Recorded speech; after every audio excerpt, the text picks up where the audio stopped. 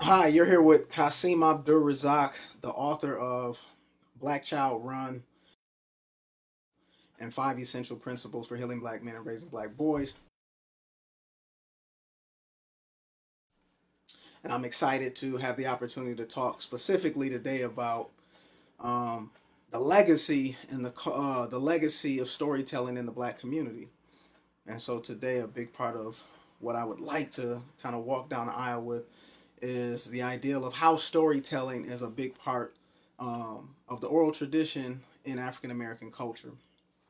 And so when I think about this, I think about myself growing up and me specifically.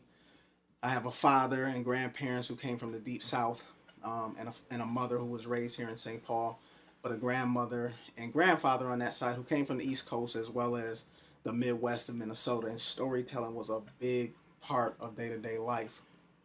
And so I think about number one, what is the importance of storytelling specifically in the Black community? Storytelling was one of those things that, number one, it brought people together. And so storytelling was typically not a one-to-one thing. It was where grandparents or parents sat all of the kids around. It was either the kids in that family, the kids extended parts of the family or the community, but they sat everybody down. And so storytelling was really about bringing people together. And there was a wisdom in it. And that wisdom was that there would be one story, multiple people, and everybody would take something from the story. Everybody would take something from the story, which means there was a wisdom about being able to tell a shared story and everybody find their unique space within that story. So, one of the things that I remember as a child growing up is that my father, he was really good at telling stories, and he used to get us all together and he would tell stories, and some of those stories had values and cultural dynamics in it, and some of them were just like adventure stories, but they would be stories about his life growing up in the South.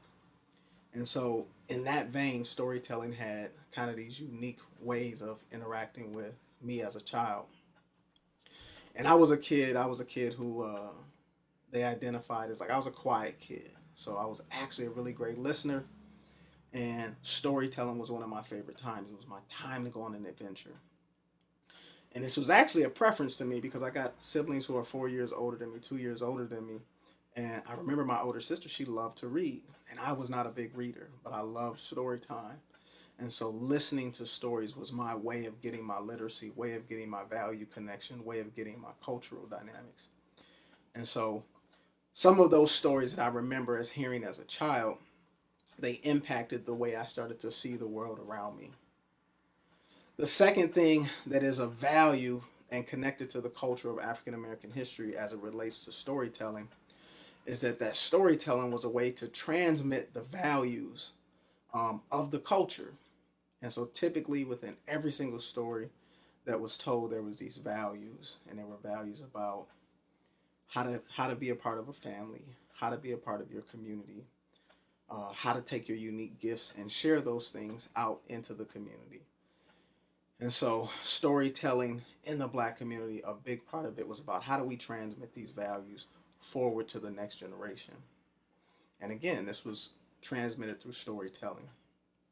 The next thing that I'll share that is a big part of how storytelling is related to the African American experience is that besides from bringing people together and transmitting values, it was an opportunity to have intergenerational dialogue. And so this was, again, I remember the best stories coming from my grandparents. And some of those stories were, they were autobiographical. So there were times where my grandmother would tell me about what it was like for her growing up in the South. And it was like a history lesson. And so maybe 50, 60 years in between myself and my grandmother, but I could hear of what life was like for her growing up 50 years before me in a place where I didn't grow up. And she was able to tell me, number one, how did she navigate that space? But number two, she would tell me about how she found peace and how she found joy in the spaces where she was at. And so it was a way of connecting her identity to my identity, which is an extremely valuable part of storytelling in the African American community. So having a grandmother who was great at storytelling, having a mother and a father that was great at storytelling, this was a daily occurrence every single day, particularly on the weekends. Instead of jumping in front of the TV, instead of listening to music, there was an opportunity for parents, grandparents, children, community to get together and hear these stories. Um, and again, I found these things particularly valuable because I wasn't a child who um, I wasn't connected to reading yet, and part of it was that I struggled with phonemic awareness and decoding, and so reading was something that I kind of picked up later, whereas most people probably pick up reading first, second, third grade. For me, I struggled in that time period, and so listening and hearing story was a way of me really connecting to words, connecting to um, deeper strategies and schemas that were built into um, books. The thing that I found that was really great about this was that those three things that I mentioned about being able to transmit information from generation to generation, being able to bring a group together and find the individuality within a shared story, um, and having the opportunity to have intergenerational influence on identity, is that for me, I found specifically what it was like to be a listener and find myself and place in the story. So one of the things that became one of my gifts is that not only was I first a listener and a receiver of the story, but later I became a person who enjoyed telling stories. And again, this is one of the great dynamics that happens as a person becomes part of the story, listens to the story. Later on, they become the storyteller. And so I remember having this experience 4, 5, 6, 7, 8, 9, 10 years old. And then hitting that age, 10, 11, where I had lived enough of life. I had been outside, had experiences with friends, been to the parks and recs, been in school, and now I had started to develop my own stories. And I found that dinner time was the greatest opportunity to sit down with the family. Everybody was going to be there and be able to share a story. And to this day, it's one of the gifts that my family knows me for. They know me as a person who is a storyteller. So for me, I went through that process of listening to the story and then fast forwarded to being the person who tells a story. And this is a tradition that I carry with my children now. Every single one of my children in my house have been through this experiences of listening to my stories, their grandmother's stories, their great grandmother's stories, and then having the opportunity to now be in a position, my oldest child and my second oldest child, where they are now part of the storytellers. And again, this is the beautiful part of having this experience of storytelling, is that you get to be the storyteller. In 2020, this is extremely important because one of the things that we're experiencing is challenges with diversity in books. And so now we get to take this cultural value, this legacy and wisdom of storytelling in the Black community, and translate it into actual written books. So for me, taking these stories that embodied uh, cultural dynamics, values, intergenerational information, and taking them from the oral tradition and still valuing and carrying out that oral tradition, but taking them and putting them into a written form has been a real treat and experience to go through. So I want you to sit here and as you're kind of listening to me talk, think about what stories have you heard already in your life. Think about how story brings you together with family and community. And again, think about that this was the tradition in Black cultures and Black communities, is that they sat everybody around, and typically there was actually one person in the community that people kind of identified as the griot, or the person who was the holder of the stories. It didn't mean that other people didn't have the ability to tell the stories, but there was one person who was really charged with holding this history. And again, this history were the stories, but it was also the history of the people. And sometimes that history of Black people was told in funny, humorous kinds of stories that were fables that had morals and values connected to them. And sometimes they were very autobiographical or biographical stories that had very intense meaning. And the purpose was to bring the people together to have these conversations, to listen to these stories, and to live out these values. So being in this space was about connecting to one shared story and finding the individuality of all people in that space. One of the things that can be like an exciting opportunity for people as they walk through the lived experience of storytelling is that when the person is telling the story, actually the listeners, they may hear different things that are not actually said by the storyteller. And like this is important because this is where perception and individuality becomes part of the experience.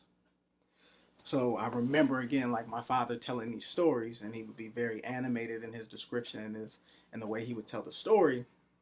And as I would look around the room, I could see myself and my five other siblings. Everybody was actually attentively listening to different parts of the story. And I was always curious as to what people actually heard.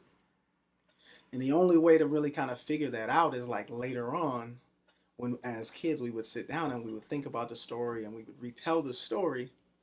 The majority of the content of the story would be would be the same, but there would be always be a piece that somebody heard differently, and that was part of the person, the young person interacting with the story. And so although my father may have said something very specifically, five people heard something very differently, and that was the listener bringing themselves into the story, which is a very important part because it means that not only is the story something that is transmitted to you, but it's something that you interact with. And the beauty of Black culture and storytelling is that these stories literally live inside of us. And I would have to be, I would have to be, I would have to say that part of the profession that I chose is really connected to my experiences as a young person growing up listening to stories. And so again, this work that I do, I conceptualize it in the lens of like storytelling. I get to hear people's stories and then I get to give that story back to the person. The history, the power of having history transmitted orally. Again, this is something that goes back and tells the story of Black experience, particularly in the United States. Um, Literacy was always something that was held for, it was a part of social status. And so removing literacy specifically from the lives of African American was a part of the experience of African American life during a particular time in this country. And so not only was it part of culture, but it was also a way of adapting to the conditions and the experience here.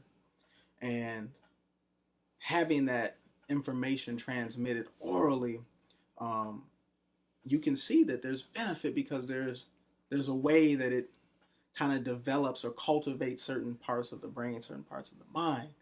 And so when you think about listening to something orally and then having to repeat that story and have that story be passed from generation to generation after generation, that there's a part of the brain that has to hold that information and be able to transmit it. Not just the literal words of the story, but the affect, the emotion, the spirit of what the story is connecting to. And so in some ways, this oral tradition is also connected to performance. So this oral tradition, again, it's more than just this verbal communication. It's really about the enthusiasm and the theatrics of actually performing the story as it's told. And so thinking about young children, that not only has this been a legacy that's been handed down, but it's also going to show up in behavior. So again, listening to myself when I sit down with my children to tell a story, I get very animated in the process. And so, of course, this is a way of transmitting cultural values. And so that culture of animating as we're talking, even like now, I'm sitting and I'm talking with my hands. And this is a big part of the oral tradition of African Americans, is that as we talk and tell story, it's really about the expression and of emotion and spirit and value that goes into the conversation. All of these things are the beautiful legacies of what it means to have an oral tradition and to be storytellers in the African American community. When you hear this history of oral tradition, ask yourself what are some opportunities that you can use to gain the oral history, or just the history of your family, of your community. Because every single day that we walk around, our eyes are picking up information, our ears are hearing these stories. And the reality is that either we walk and let these stories live within us, or we honor this tradition of being able to take in the stories and then complement it by sharing the stories back out. One of the things I've really appreciated, particularly in our schools, that our educators really have a great opportunity um, to hear the stories of our young people as they find opportunities to connect one-on-one or in groups. So in elementary, we have our morning meetings. It's time for kids to check in. And that checking in really is about, tell me your stories. What stories have you heard throughout the course of the week? What experiences have you had? And those are great opportunities for young people to really connect and tell their story, and to talk about the experiences that they were having and allow other people into their very subjective worlds to hear their stories, to practice telling their stories, and to know that their stories have value and purpose in not only their life, but in the lives of other people. So thinking about what are some opportunities? How do we pull these stories out? The easiest way is like asking the question. Go up to a person, tell me a story. Doesn't matter if you're at school or if you're, out in the community. Ask a person, what is your story? Tell me a story. These are great kind of opportunities to connect to people and to hear their experiences of how they've been navigating the world, values from their families, values of their communities. And so taking that time to ask the question, what is your story? Tell me a story. And would you like to hear a story?